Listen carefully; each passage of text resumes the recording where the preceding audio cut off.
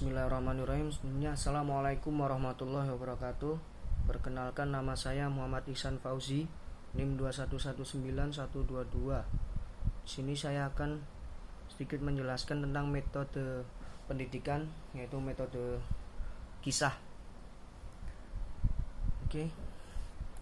Pertama-tama, pengertian dari metode kisah sendiri atau hakikat metode kisah. Metode kisah disebut juga dengan metode bercerita, yakni mendidik dengan mengandalkan bahasa, baik secara lisan maupun tertulis, dengan menyampaikan pesan sumber pokok sejarah Islam, yakni Al-Quran dan Hadis.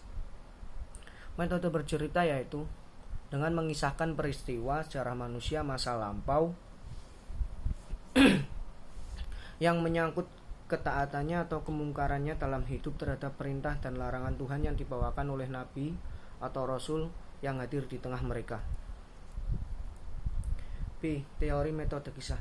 Teori metode kisah, kemahiran seorang guru sangat dibutuhkan dalam metode ini. Mengapa?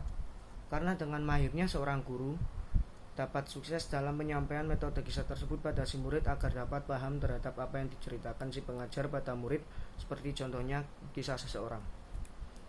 C. Dalil metode kisah. Dalil metode kisah di sini terdapat dalam Quran surat Yusuf ayat 3 yang berbunyi Bismillahirrahmanirrahim.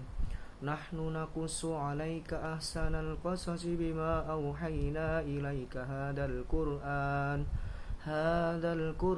wa in kunta min qablihi laminal ghafilin. Sadaqallahul adzim. Yang artinya, kami menceritakan kepadamu kisah yang paling baik dengan mewahyukan Al-Quran ini kepadamu. Dan sesungguhnya kamu sebelum kami mewahyukannya adalah termasuk orang-orang yang belum mengetahuinya. Quran surat Yusuf ayat 3.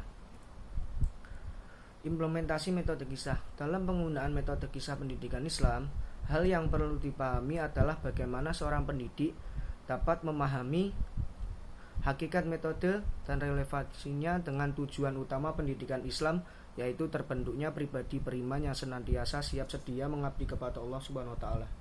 Di samping itu, pendidik juga perlu memahami metode-metode instruksional yang aktual sebagaimana yang ditunjukkan dalam Al-Quran atau diedukasikan dari Al-Quran, dan dapat memberi motivasi serta disiplin, atau dalam istilah Al-Quran disebut dengan pemberian hadiah, thawab, dan hukumnya iqab.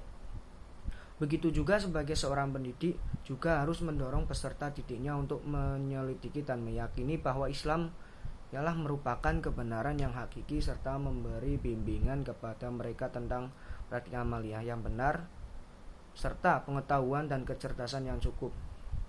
Lebih lanjut, Muhaimin menjelaskan bahwa tujuannya adanya metode pembelajaran pendidikan Islam adalah menjadikan proses dan hasil pembelajaran agama Islam. Itu saja yang dapat saya sampaikan dari penjelasan metode pendidikan, yaitu metode kisah dari Tafsir Tarbawi. Terima kasih. Apabila ada kesalahan dalam berucap, mohon maaf yang sebesar-besarnya. Wabillahi taufik wal hidayah. Assalamualaikum warahmatullahi wabarakatuh.